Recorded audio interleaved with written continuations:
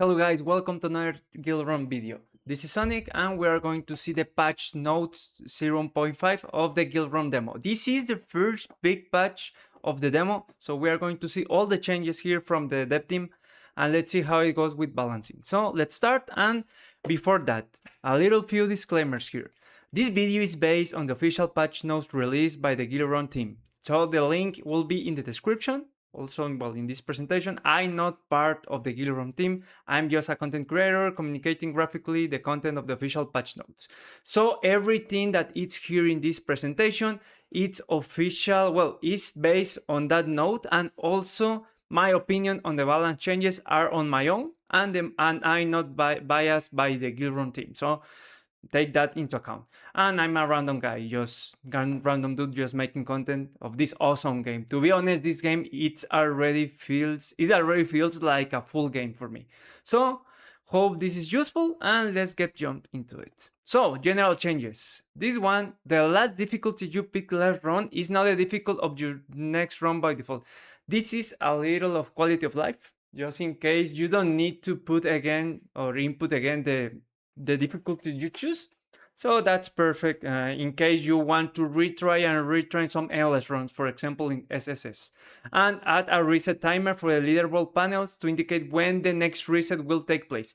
This is more for if you are looking into SSS endless or maybe Red Reef win streak runs.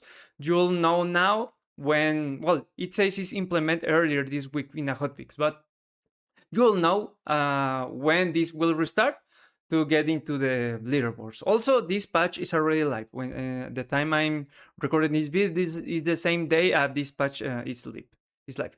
A little bug fixes. The one, okay, I won't read everything because if not, this video will take an hour. But I think the most important one is the first one. Fix refreshing rushes counting twice to the rush counter. This one was breaking a lot. Nyx was one of the most useful champions or most useful heroes with rush. So that's the thing. The other ones, if you want to check the hotfixes, just click pause the video and then you can go back again. Okay. Patch goals. This is from the lead design, I think, or balance design, from the balance design team. Expand the number of playable strategies, because right now everything is like you get 1 giga tank and also you get 1 DPS and 1 support. That, I think that will be the meta for a while, and it's going to be in this way. But the problem here is you just focus on so few units to this. You focus on Gustav, you focus on Nyx, you focus on Kai most of the time, and with that you complete the Red Reef very easily.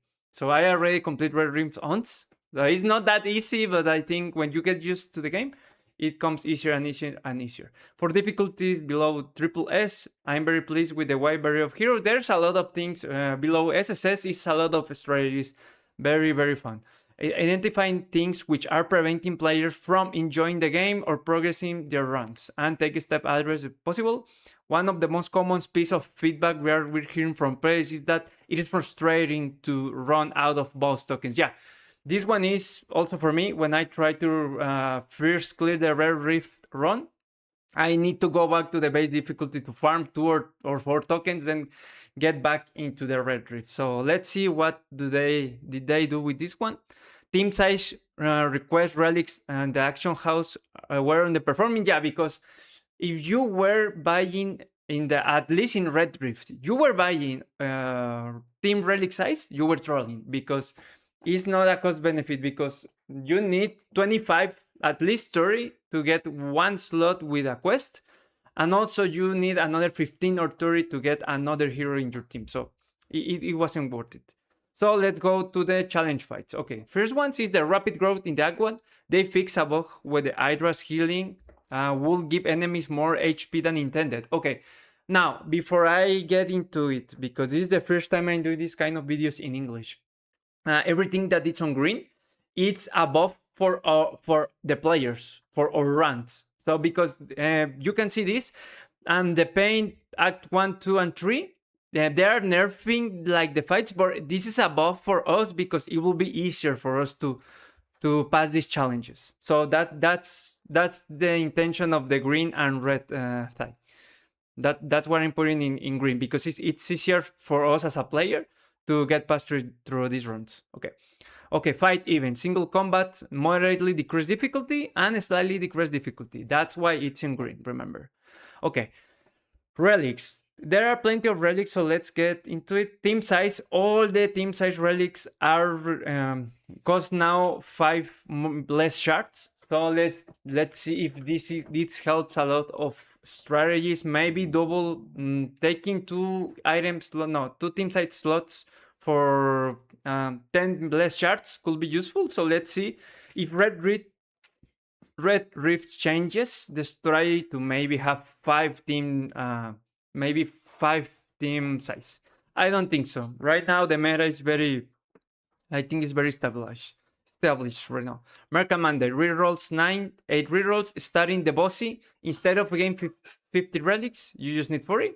Well, you gain 40. I think this is a nerf. Sorry guys, I confused myself. This is a nerf. Sorry about that. Next time what happened? Legendary Black Transmission Engine, fix a bug where the relic incorrectly trigger every 15 seconds instead of every 10. So this is a bug for us, because of the relic. Shield Fragmentation Engine now reflects 2050 of shields damage. This artifact, not sure, but this artifact was already very, very broken. So not sure. Probably it will get more broken with Ghostab, but Ghostab will have a nerf, so maybe it's a compensation for that. And the ones that were overperforming, according to the team, was the epic one. So critical absorption prints is still now 50 max HP. Acceleration Aegis 800 instead of 7 shield gives 100 less shield. It's a kind of big nerf. And Acceleration Apotheosis gives 20 instead of 20 basic stats, and now gives 15. So yeah, a little bit of nerf in the epic ones, but epic were worth more. It was worth more than the team size quest. So that's why they are nerfing it. Epic part 2, because there were more relics. Poison Ascendancy. The enemy damage and attack speed decreased from 50 to 66. The decreased one. So yeah, well, this is a very sizable buff, I think.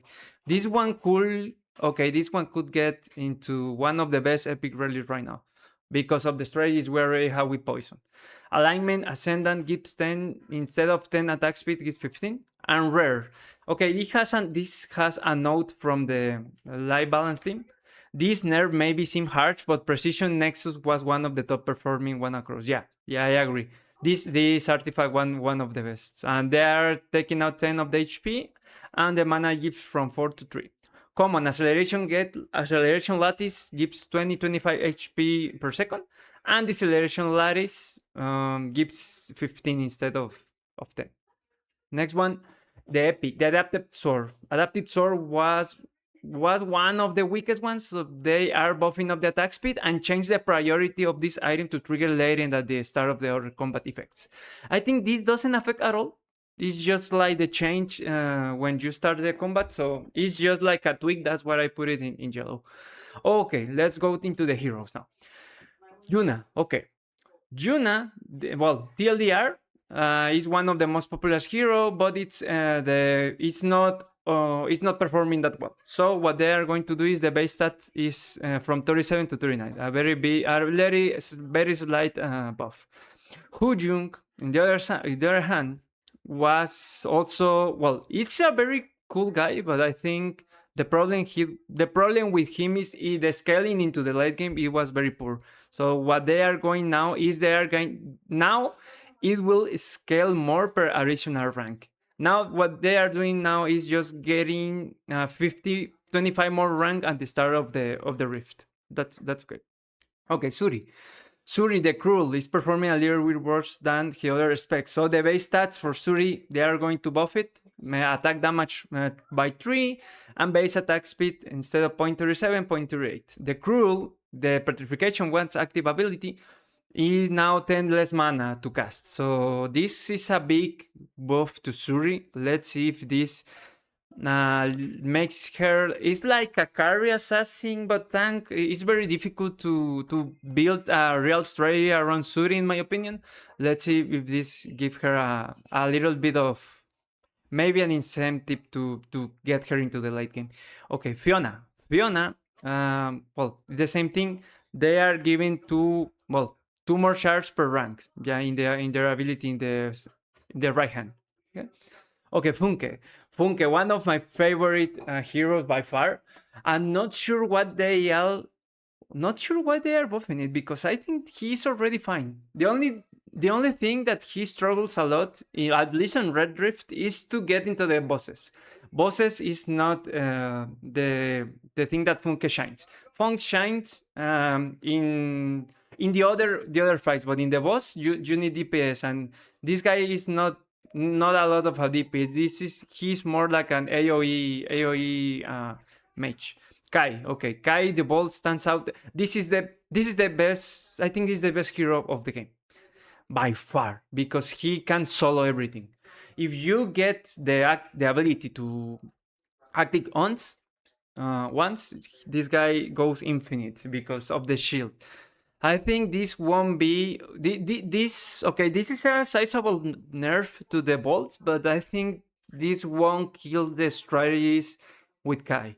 I think Kai needs, probably what they need is either gain less shield per cast, or maybe what he needs is to, instead of have a permanent shield, maybe a normal shield. But let's see how it goes. I think Kai will be still very strong. Okay, Gostab. Gostab also one of the best heroes on the game. He'll get a nerf in the Glacier, less bonus defense, and the Blizzard less bonus shield scaling. Grace also one of the best. The Selfest was one of the best abilities for her.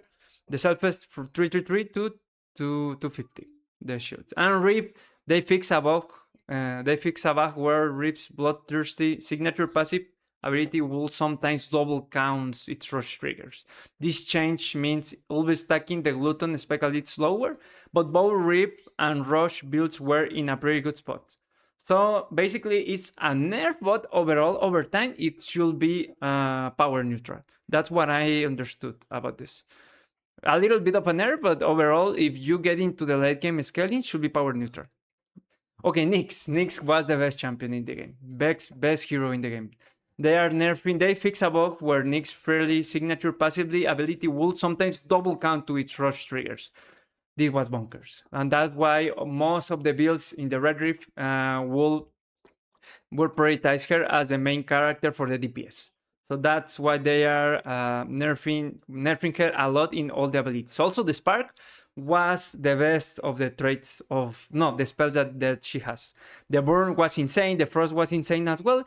Poison not quite, but it should be power neutral in this case. They put it like starting poison +1 because she didn't have any poison.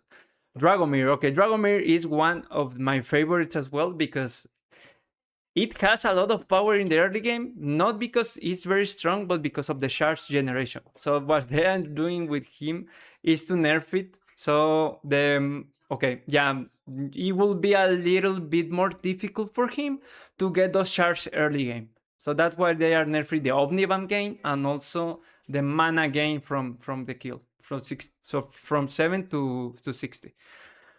Well, but that's it, guys. This is the first video I made about this. Please let me know in the comments if this was useful, this is something that you like, or I don't know, any feedback is welcome for the team. This is the Guildrun demo. Remember, it's not the full game release. You have the link in the description to the Guildrun demo if you want to try. To be honest, really, I already said it in the start of the video, but this game feels already like a complete game, and it's bonkers. It's very, very good. I think I'll keep doing this kind of videos if you like. Also, check my other videos. I already have, if I'm not mistaken, 1 or 2 videos on the channel. I also create TFT content, but this in Spanish. So if you happen to speak Spanish, go check it out as well. I'm going to give a lot of Set 18 content as well. So that's for me, guys. Thank you. Thanks for watching, and see you in the next one.